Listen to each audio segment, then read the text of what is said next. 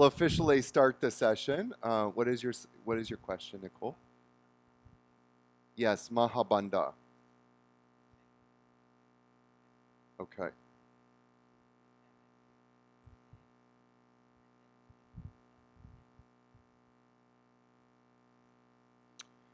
So with Mahabandha, there's different ways to practice it, and we're going to be doing a Bandha class.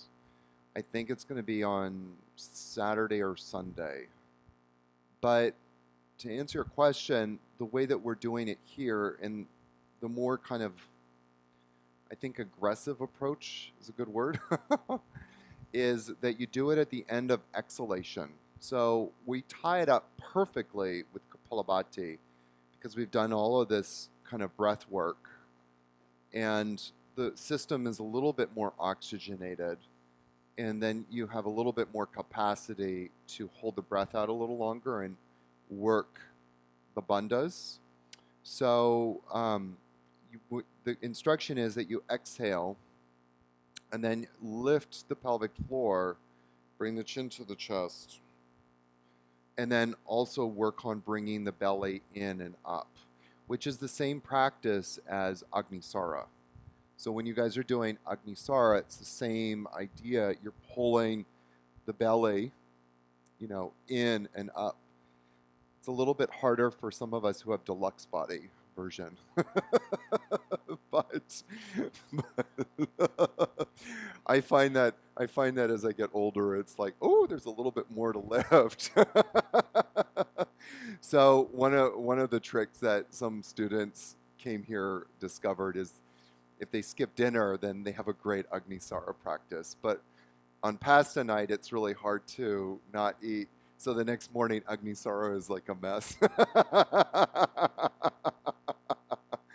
So, sorry? Yeah, it's zipping up the jacket, but it's also like bring the navel into your spine as much as you can. Again, I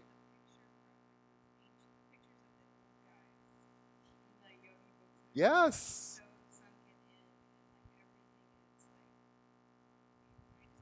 Yeah. There's Janice in your book, Heart of Yoga, and for you guys who've done training, Heart of Yoga, there's a picture in there of Krishnamacharya doing Mahabandha. It actually says Mahabandha. So if you guys want to Google that, look for it sometime, and you can really see a really good depiction. And Kathy, you have Heart of Yoga too. That you can really see a good depiction of Mahabandha, but the intensity that you are really working towards in bringing the belly in. So as I kind of prefaced it and said it is an aggressive approach. And one of the things that Karina and I will teach you guys, I don't want to kind of divert today's talk, but you can practice the bandhas more mentally, or what sometimes I call psychically, or you can practice them very physically, and sometimes you can do a combination of both, which is kind of more what I try to get people to do, is create more of a mind connection than a strong physical connection. But in this practice, and after the Kapalabhati, I really want you guys to engage it as much as you can. And how are you guys finding doing that breath hold? Because it is at the end of exhalation. It's not necessarily typical. Like, you don't go into a yoga class and they say, okay, let's exhale, now hold the breath. It's not, usually it's inhale, let's hold the breath. So it's hard. Mm-hmm. Yeah. Yeah. How are you guys finding it? Good? Okay. Más o menos, como si, como ça.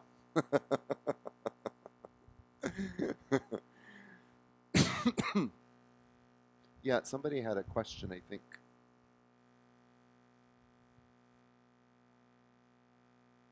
Sorry?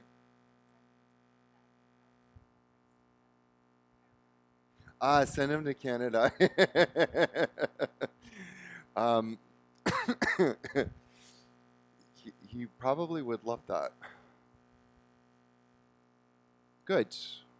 Any other questions? No? Okay. How are you guys doing? Yeah.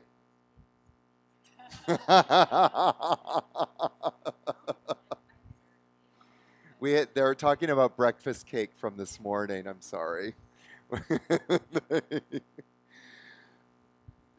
Just before we continue, can you guys make sure you're on airplane mode if you do have any devices? Okay.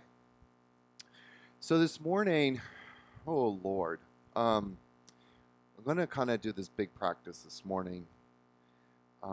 It's not like I'm trying to combine a lot of ideas this morning to start setting up some things that we're going to be teaching you guys in the next week or so. But one of the major themes of this training is this idea of ritual, but also pranayama. And the two are very interlinked, like really interlinked. And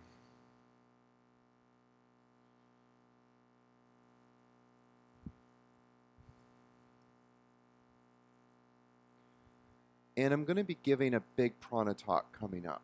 It's going to be in the afternoon. I don't remember what day it is right now, but one afternoon we're going to have a huge prana talk. And I'm going to bring in a lot of scriptural reference and present that. And Karina's going to follow up, I think, about a week later with a big talk on what we call pranadharana. So I actually referred to it yesterday a little bit. Pranadharana. And prana means energy and dharana means concentration. So focused, energetic concentration. And she'll do that after we've gone through all of the vayus. And so next week, we're going to be going through all the vayus and spending like literally a morning in each vayu so you guys can really have an experience of all the vayus. So what I want to do is start kind of expanding your idea of pranayama. And I'll do that in the big talk. But for now, what I want to kind of put out there is a couple of things. One, that in Tantra, the idea is that we're always in the mode of expanding our consciousness. We're expanding our awareness. We're expanding our capacity. We're expanding our idea of who we are. We're always constantly growing. And I think it's kind of very symbolic or congruent with what the universe is actually doing. What is the universe doing? It's literally expanding. The universe is constantly expanding. And so if we, in Tantra, accept the fact or believe in the truism that we are the universe made manifest, then we are also expanding. And this is the idea, the central idea of Tantra. When we start to play life small, then we start to contract. We're no longer expanding. And so we're constantly in the mode of expanding our sense of who we are. And stepping and experimenting with that. And it is constantly experimenting. I can speak so much to that in how, in my own journey, a lot of times I start to forget my capacity. And so I need to remind myself of my own capacity and what I can do. And there's different ways that I do that, but it is a constant process. It never stops, you know, from 26 to 48.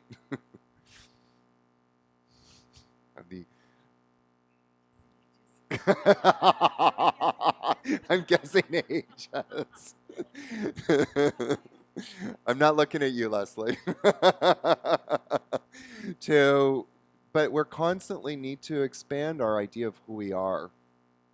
And this is the boon of pranayama. This is the real practice of pranayama.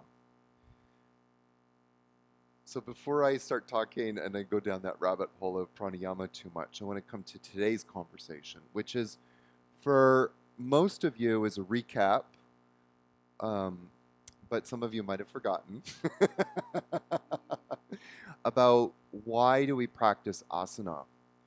And I actually think that in the sutras, the way that Patanjali sets up the idea of asana is actually like phase one, if you want to call it, or stage one of pranayama. It's really, truly this idea of expanding our capacity, expanding our idea of who we are, the way that he instructs us to practice it. And for those of you who haven't studied so much with me, we're not going to be getting a lot into the sutras in this training. Janice, you will be a lot more. There's a whole sutra section in for you, so you're going to be getting a lot of sutras. But for the rest of you, we're not going to be really talking about the sutras as a specific separate teaching in this training, although Karina and I will be talking about it. I will be referring to the sutras in my prana talk. This afternoon, Karina's going to go through the causes of suffering with you guys, which is sutras, 2.1 to 2.6, I think. So you guys are going to get it. But the sutras, as a reminder, is really a practice in how to start to affect our minds.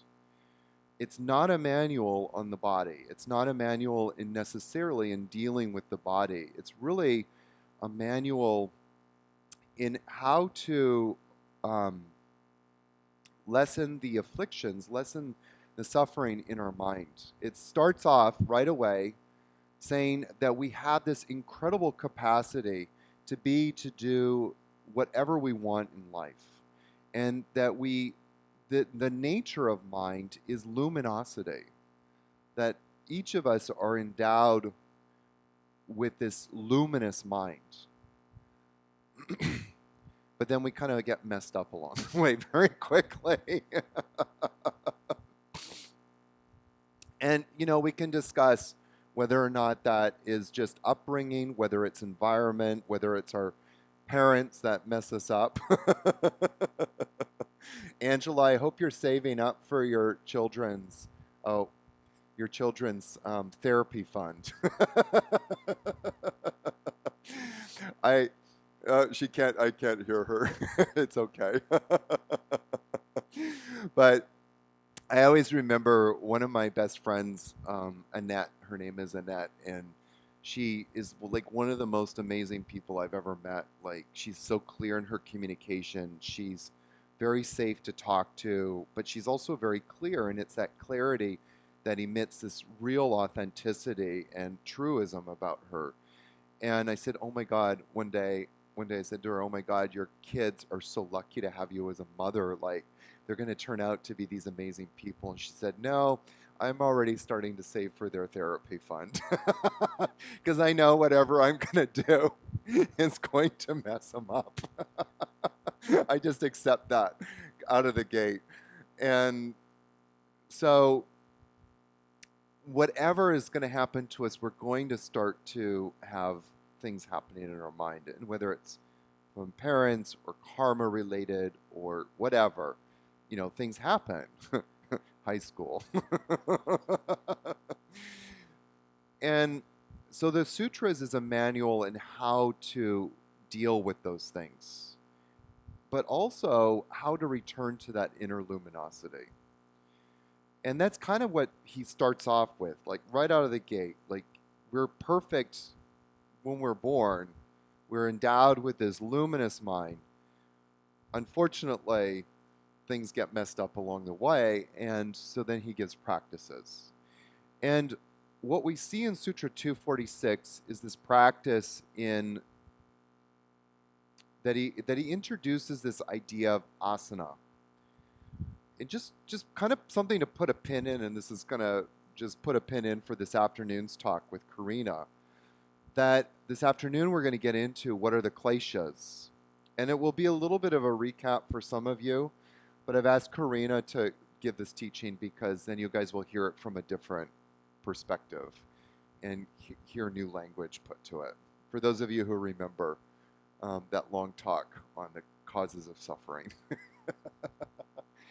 But in Sutra 246, he says, by practicing asana, we can actually start to reduce the pairs of opposites. We can start to reduce these afflictions if we practice asana correctly. So in Sutra 246, he gives the definition of asana. And Janice, just so that you know, I think it's on page 8, 7, 8, or 9, maybe 6, 7, 8 in your teacher training manual. I don't remember exactly.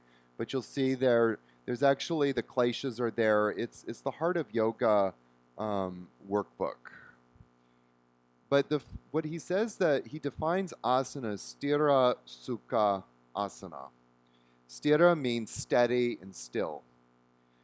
That in order to practice asana, we need to get still. Sukha means many things. Joy. There's a sense of ease or easiness, of softness, of effortlessness. One of the things that Karina and I will say to you guys sometimes when you're in asana is, are you being effortless? Like, loosen the effort. That's right out of the sutras. To practice loosening effort, like we approach so much in life with this kind of like, I have to do this. But what Patanjali is saying is actually back off from it. Be steady, but don't try so hard. Let go of trying. And then asana, and I want to put this idea strongly in your mind. We often define asana as pose, but it really means seat. It really means seat. Because what are we doing? Well, we're introduced to the idea of asana in the 8-limb path of yoga, and the final limb is samadhi. So we're really setting ourselves up for meditation. I find it really interesting, like when I was back teaching in my studio in New York, and I remember giving this talk to my guys one day. We were on a retreat in New Mexico, actually. At the Bodhi, I think the Bodhi Zen. And I asked them one day, I said, we all, the common wisdom is that everybody does asana. Like if you ask an Ashtangi, like, why do you practice so much? Well, I want to meditate, to prepare for meditation. Well, really? How often do you meditate every month? Maybe once every 2 months. So you spend all this time preparing for meditation, preparing for something that you never actually do. So asana literally means seat. And so what he's saying is that as we come to our seat, or as we come to our pose, that we practice steadiness, stillness, and then we get soft and effortless, and that we become still. Just something to put a pin in the morning in this training, I've put in the practice of kaya sthira. And that is one of the ways to start practicing this idea of sthira, is just literally, okay, for the next minute, I'm not going to move. Just really dedicating yourself to that. It was interesting, not this last Saturday, the Saturday before, I was doing the online training and teaching them the meditation, like all of them, moving around, fidgeting the whole practice. And I finally said, okay, guys, we're going to practice kaya sthira. And as soon as they made that willful determination to not move, the whole practice started shifting. There's a reason for that, by the way, that you'll find that you'll be at this place in your practice sometimes where you're really calm, the breath rate is calm, you're really relaxed, and then all of a sudden, you'll move. And what starts to change is the breath. And as soon as the breath changes, the movement in the mind changes. The link between the breath and mind is parallel. Notice that. You'll move a little bit, and then your breath rate will start to change. So I would always say, if you're going to move, try not to change your breath. It's almost difficult to do, but try that. Just pay attention to that. So the other thing I wanted to say before we move on from the sutra is sukha. And by the way, our cat's name is Sukha. Yes, she loves joining people for breakfast. And sukha, the word su means good, and ka means space. So the actual translation of sukha means good space. What is the opposite of sukha? Dukkha, which means, du means bad, so it means bad space. And in the sutras, we find this word dukkha pop up. And dukkha means pain, suffering. So what Patanjali is saying is that what we want to do is get rid of anything in our space, that we want our space to be clear. And I think the important thing is that we understand that it's anything in our space. You know, sometimes we're like drawn to good fantasies, for example.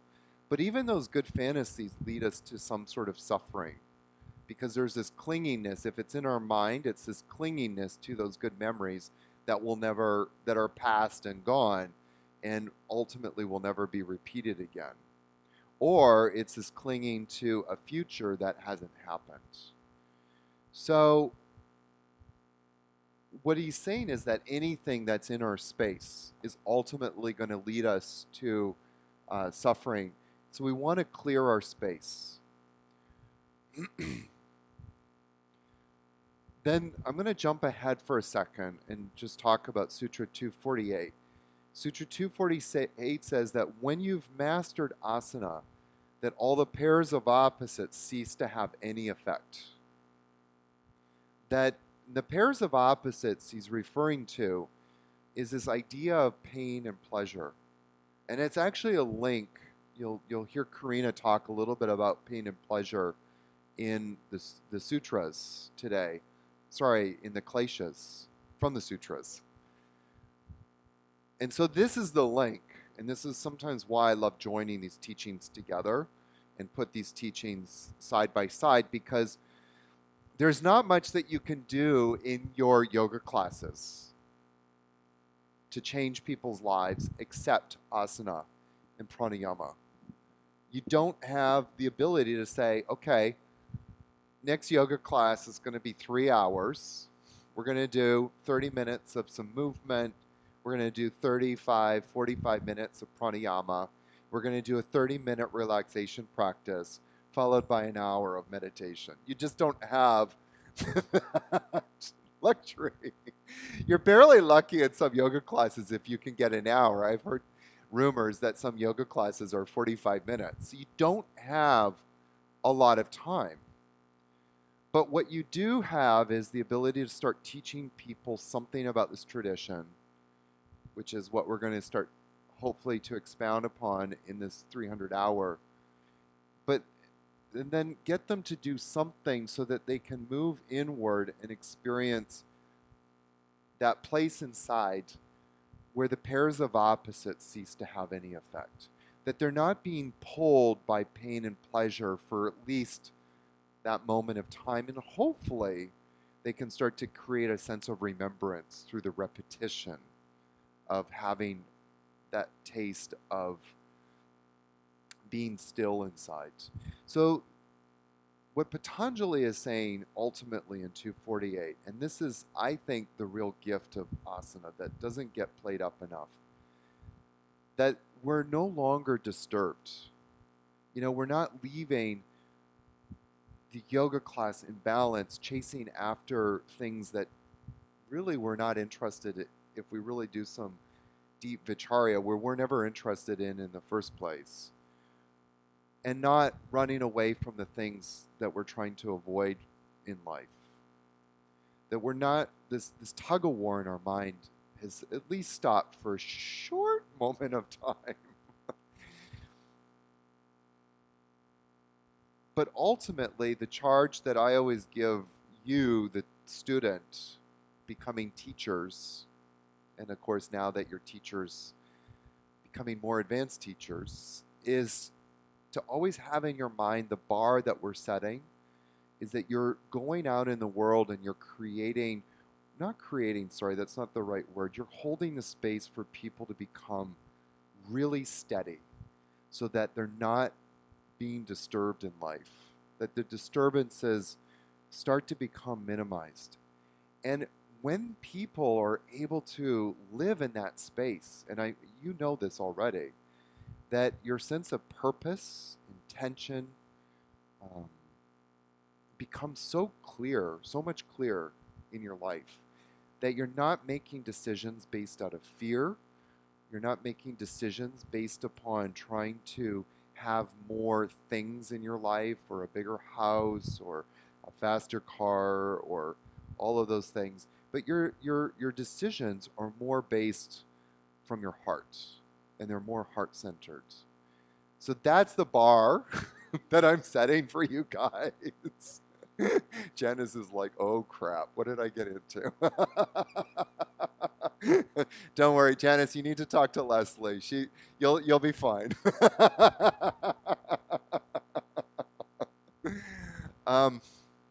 So that's the bar that we're setting. And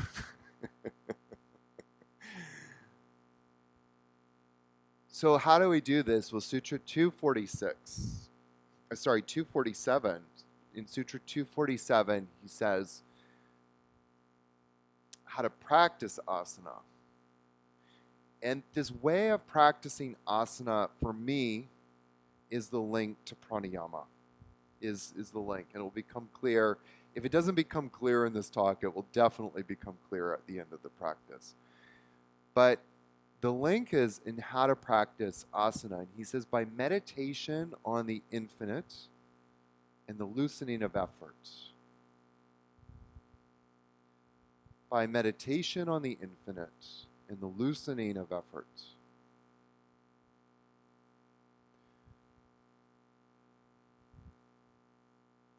And I'm just kind of curious, Emma, do you remember this talk at all in your training? Yeah? The Sukha Dukkha part. I was just curious because it's been, I think, 4 years, so a little over. I know Kayleigh did this and Leslie did this with me a year ago. Do you guys remember this talk? Yeah? Leslie, maybe? A little bit. And of course, Kathy just did it with me. You remember it. I'm doing the speeded version of it. In the 200 hour, I kind of space it out a little bit more. But by the meditation on the infinite, the word that Patanjali uses to describe the infinite, what do you think that Patanjali is talking about when he says meditation on the infinite?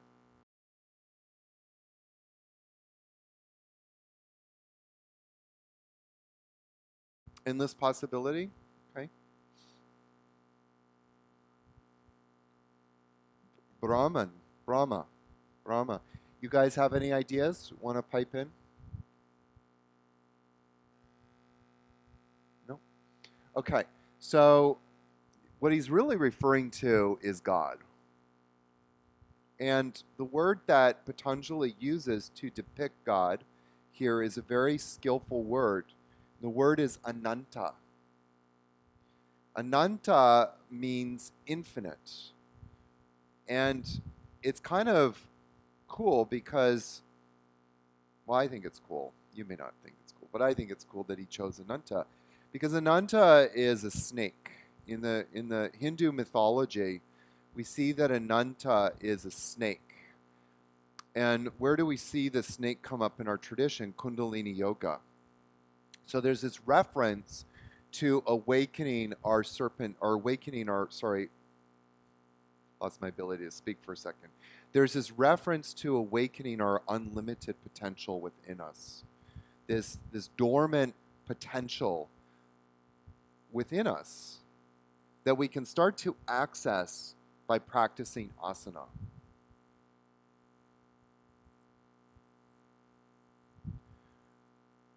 Just to kind of digress for just a second here, that the reason why I said Patanjali used the word Ananta brilliantly to describe God was because so many people,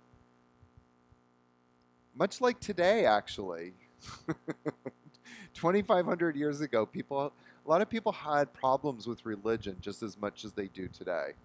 You know, it's like, I don't want a religion, or I want to believe in that God, or I want to believe in this philosophy. So nothing's changed in 2,500 years. You're not that special. Sorry. And I think that he chose this word infinite because some of us have either through our runaway, because we're runaway Catholics, that we have a problem with religion inherently, or we just don't want to believe in, that God.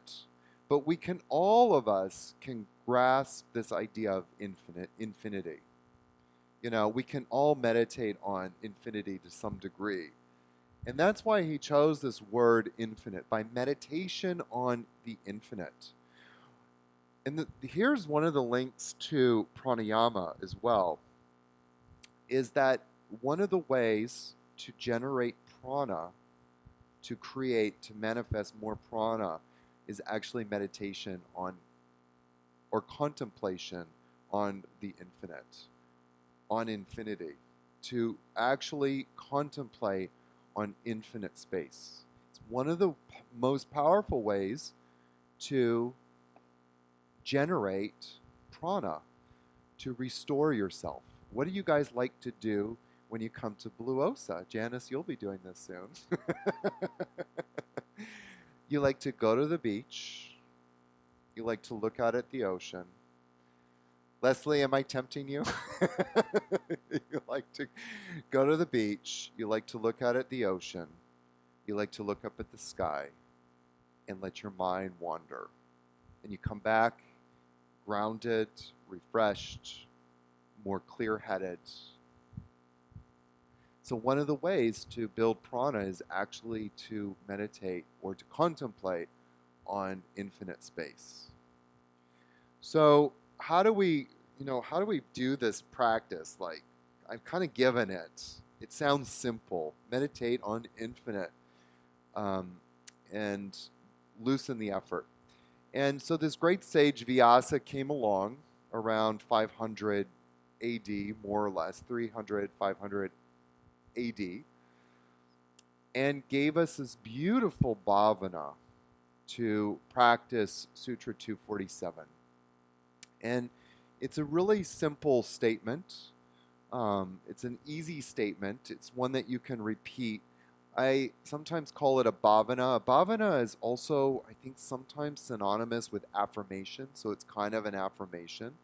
But sometimes I'll also call it a mantra. So it's all of those things. But bhavana, remember that bhavana means this feeling, this cultivation of an inner feeling inside of you. Sorry?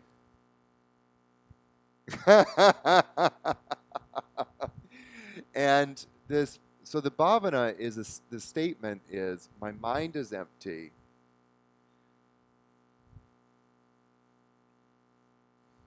My mind is empty. My body is like the vast expanse of sky. My mind is empty. My body is like the vast expanse of sky.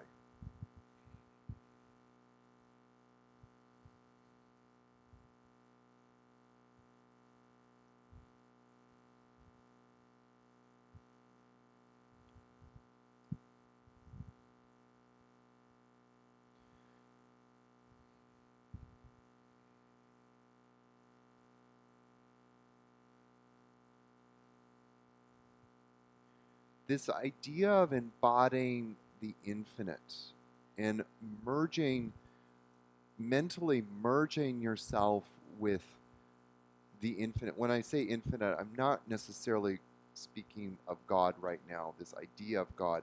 I'm literally saying the infinite or the infinite potential of the universe, this idea of merging your mind with this expanding infinite nature of universe is one of the fastest ways that I know of to get still, to come back home within yourself, but also to step out of yourself. There's a class that I might teach you. It's that I kind of teach this practice. I don't remember if I'm teaching it to you guys actually. But sometimes I do in this curriculum. But when I moved to New York, I moved to New York with nothing, except my wits.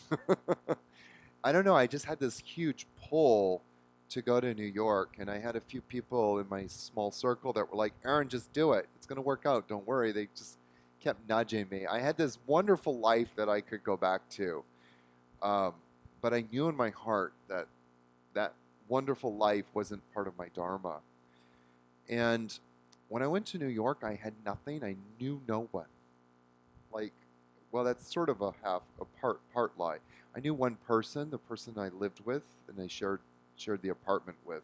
We worked together a few years before, or a year before that, on the cruise ships. So I had one connection, but that was it. Knew nobody. I couldn't get referrals from anybody. I couldn't get any direction. I just had my own wits. And there was a part of me that was scared, really scared. But one of the ways that I tuned into this teaching without knowing that I had tuned into this teaching, and I came up with my own affirmation, which was, I am opening myself up to the universe of limitless possibilities. I am opening, or sometimes I use infinite. I am opening myself up to the universe of infinite possibilities. The nature of our minds, because of the samskaras that we have, is to become small. We live in a box. And this particular practice, the real potential of what asana can do is start to move us out of that box and live outside that box. And so one of the other bars to set, or one of the bars to set for yourself at the very least, if not you as a teacher in instructing students, is if your practice isn't moving you outside of your box, check in with how you're practicing asana. If you're not moving outside of your box, and I don't mean necessarily doing scorpion pose or Pinchamayurasana. It's great to do that, and those are definitely for sure ways to get people out of their box, but it's really more of a mental thing. And Patanjali is saying, like, when we can start to get out of ourselves, get out of our own way, we actually then no longer are affected by these pairs of opposites. The pairs of opposites cease to have any effect. And also, I would also say, and this is the little tie-in to our big Prana week coming up, is that until we get out of the box, we can never truly embrace or realize the practices of pranayama. That it will never, that teaching, that video will never really open up for us. It's no coincidence that Patanjali put asana before pranayama. He said you need to open up to that universe of infinite possibilities.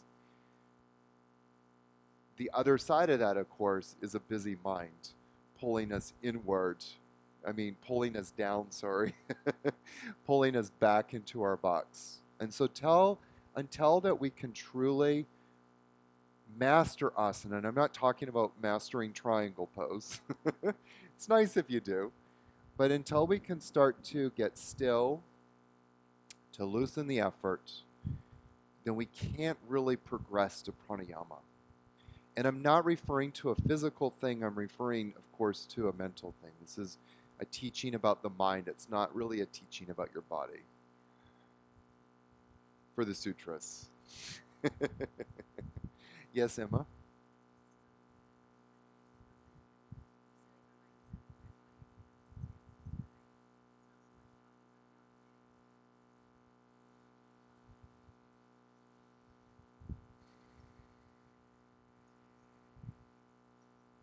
Definitely the way that we practice.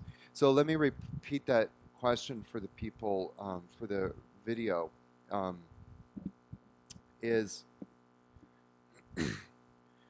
this teaching, my mind is empty, my body is like the vast expanse of sky, isn't so much referring to the Anomaya Kosha, is it referring more to the Pranamaya Kosha and the Manomaya Kosha, the level of, is it referring more to the energetic body and then to the level of mind? Absolutely. Absolutely. It's, in many ways, yeah, it's tapping into the energetic body.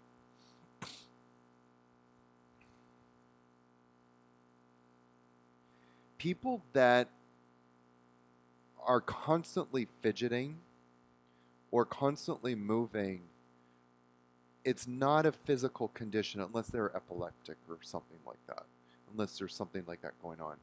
It's not a physical thing, it's a mental and energetic thing.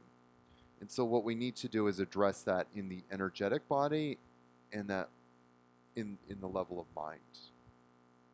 So if we can get those two things balanced, then the body will start to become more still. But also, because they're all interconnected, that I like to sometimes just practice Kaya Sthira. Let's get still. Don't move for 1 minute. And usually, not always, but usually that will start to have an effect in the level of breath. If somebody's body starts to get still, if they're moving, they're fidgeting, and then you say, okay, just get still. Don't move for a minute. Usually the breath, the energetic body will start to become more quiet. Not always. So we definitely are looking at ways to address all three of those koshas. In your yoga classes, definitely Anomaya Kosha, definitely Pranamaya Kosha, and try to start tapping into Manomaya Kosha. Yeah. Yes.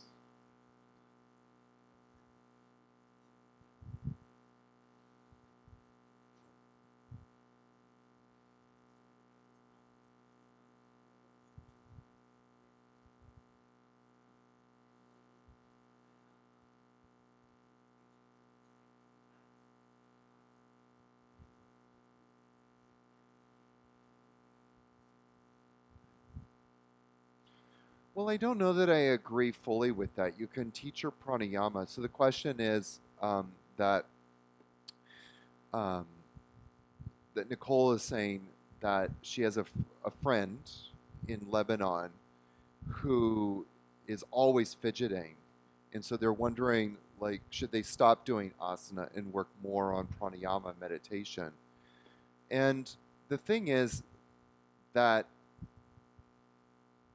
I mean, they're probably not ready for meditation. It's probably not. I don't know if they are or not. I don't know what their intention is. Um, but you definitely want to work. Like, one of the things that Karina and I are teaching you guys is vinyasa yoga. And this is the beauty of vinyasa yoga. This person, and I don't know them and I'm not trying to insult them, but what we would diagnose them is unsteady. They're not there's no steadiness. If they're constantly moving, if they're moving, their breath is moving, the mind is constantly moving. And so because the mind is moving, the breath is not balanced and the body is not balanced. So instead of going to your friend and saying, you need to work on your mind, what we can do is we can start to integrate pranayama and asana. How do we do that? Vinyasa yoga. What do we do in vinyasa? Inhale, bring the arms up. Exhale, bring the arms down. Inhale, bring the arms up. Exhale, twist, bring the arms down. Now, probably your friend or somebody that's imbalanced and has a busy mind. I was thinking about our friend that came here to teacher training. I did this a lot with him. Inhale the arms up, exhale. Now, what you'll notice about somebody imbalanced, inhale the arms up, exhale the arms down. You guys know what I'm talking about. Slow it down. Nicole, inhale, take the arms up to the count of 4. Exhale the arms down to the count of 4. Inhale, let's add pranayama. Inhale the arms up to the count of 4. Exhale the arms down to the count of 4. Hold the breath out now for 2 counts. 1, 2. Inhale the arms up. That's how you start to calm somebody down. You work with the more longana effects of pranayama to get them to become more embodied.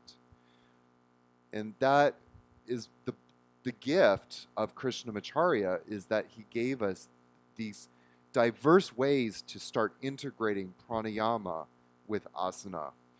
And depending on the kind of person that you're working with, then we start to adapt.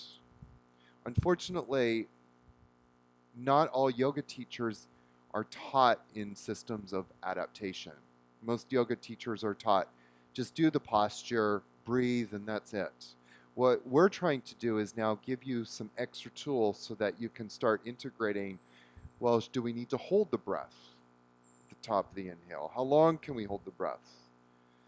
Do we need to, maybe we inhale to the count of 4 on the way up, but then we exhale to the count of 6 on the way down. And then hold the breath out for 2 counts. This all starts to create a certain energetic effect. Do you guys remember the word Dakrina say Longana and Brahmana? What is Longana?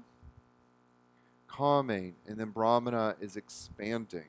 Does the person need to calm? Do they need more Longana, or do they need more Brahmana?